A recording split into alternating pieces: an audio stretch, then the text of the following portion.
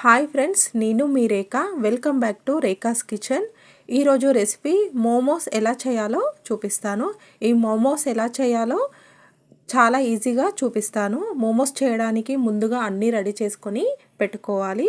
మోమోస్ చేయడానికి ముందుగా పిండి తడుపుకోవాలి. చూడండి, ఇలా బౌల్ తీసుకొని 2 బౌల్స్ మైదాని తీసుకున్నాను.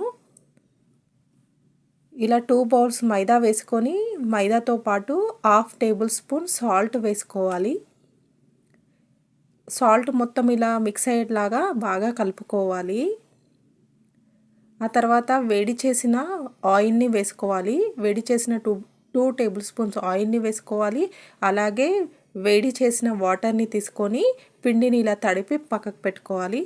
ఇలా తడిపిన పిండిని ఒక 10 మినిట్స్ పాటు అలా పక్కన వదిలేసేయండి. ఆ తర్వాత ఒక బౌల్లో 50 గ్రామ్స్ వరకు చికెన్ తీసుకొని నీట్గా కడిగి పెట్టుకోండి. అలాగే 1/2 spoon salt, 1/2 spoon turmeric powder, 1 glass water వేసుకొని కుక్ చేసుకోవాలి. చూసారు కదండి, ఇలా స్టవ్ పైన పెట్టుకొని ఒక 10 మినిట్స్ పాటు చికెన్ని కుక్ చేసుకోండి. ఇలా కుక్ చేసుకున్న చికెన్ని తీసి పక్కన పెట్టుకోండి. ఆ తర్వాత స్టఫ్కి కావాల్సినవన్నీ రెడీ చేసి పెట్టుకుందాము. చూడండి, ఇలా 4 ఆనియన్స్ని, 2 పచ్చిమిర్చిని, 1/2 బౌల్ కొత్తిమీరని వేసుకొని బాగా కలుపుకోవాలి. వీటితో పాటుగా 1/2 టీ స్పూన్ ధనియాల పొడిని, 1/2 టీ స్పూన్ చికెన్ మసాలాని వేసుకొని బాగా కలుపుకోవాలి. ఇంతకుముందు కుక్ చేసుకున్న చికెన్ని మిక్సీ జార్లోకి తీసుకొని మెత్తగా మిక్స్ చేసి పక్కన పెట్టుకోవాలి. ఇంతకుముందు పిండి తడిపి పెట్టుకున్నాం కదా, ఆ పిండిని ఇలా చిన్న చిన్న ముద్దలుగా చేసుకొని మనకు కావాల్సిన సైజులో చపాతీని రోల్ చేసుకోవాలి. చూసారు కదా, ఈ సైజులో రోల్ చేసుకోవాలి. మీకు ఎంత సన్నగా కావాలంటే అంత సన్నగా రోల్ చేసుకోవచ్చు. మోమోస్ చేయడానికి ముందుగా చపాతీస్ని చిన్న సైజులో ఇలా చేసి పెట్టుకోండి.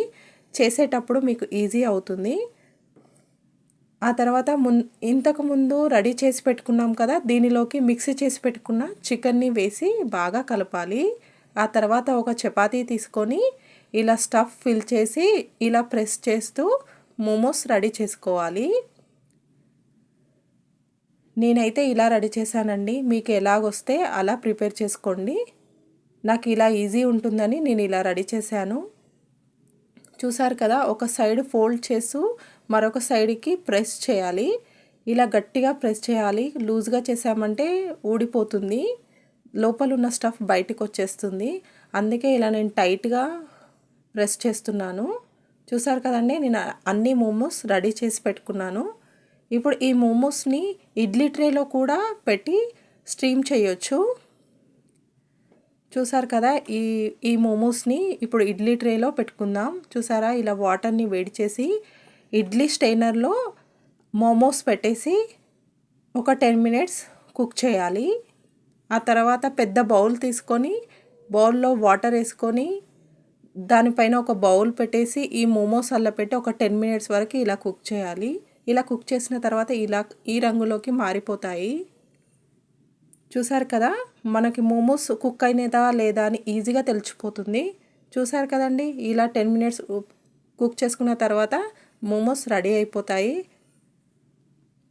మనకు మోమోస్ రెడీ అయిందా లేదా మనకి ఈజీగా అర్థమవుతుంది 10 మినిట్స్ కుక్ అయిన తర్వాత.